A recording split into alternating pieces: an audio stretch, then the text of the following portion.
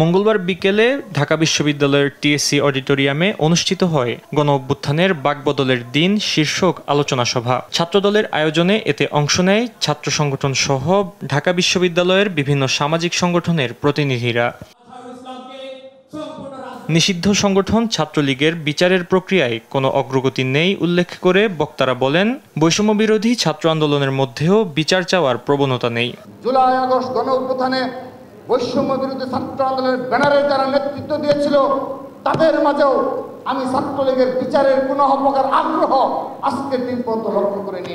শহীদের আত্মা যদি শান্তি দিতে হয়, শহীদের চাওয়া পাওয়াকে যদি পূরণ করতে হয়, বাংলাদেশের মানুষের আকাঙ্ক্ষাকে যদি আমরা পূরণ করতে চাই, অবশ্যই অনতি বিলম্বে এটি গণতান্ত্রিক সরকার প্রতিষ্ঠা করতে হবে। রাজনৈতিক দল হিসেবে আওয়ামী লীগের বিচার করতে হবে, তবে হাজারে হাজারে বিচার করা হলে জাতিকে সবসময় বিচার ও প্রতিশোধের বিভক্তির মধ্যে থাকতে হবে উল্লেখ করে জাতীয় রিকনসিলিয়েশন কাউন্সিলের মাধ্যমে জাতির মধ্যে বিভক্তি দূর করার প্রস্তাব দিয়েছেন বিএনপির স্থায়ী কমিটির সদস্য সালাউদ্দিন আহমদ। যদি আমরা হাজারে হাজারে লক্ষ বিচার করি তাহলে এই জাতিকে সবসময় বিচার প্রতিশোধ বিভক্তির মধ্যে থাকতে হবে।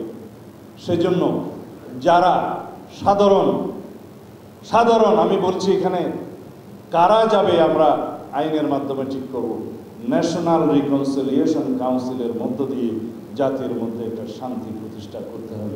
কার্যক্রমে ধীরগতি হওয়ায় 5 আগস্টের আগে জুলাই সনদ প্রণয়নে ঐকমত্য কমিশনকে প্রস্তাব করেছে বিএনপি বলেও জানান সালাউদ্দিন আহমদ। একটা বিষয়ে আমাদের ঐক্যবদ্ধ থাকতে হবে। ফাহিম ইউসুফ, দেশ টিভি, ঢাকা।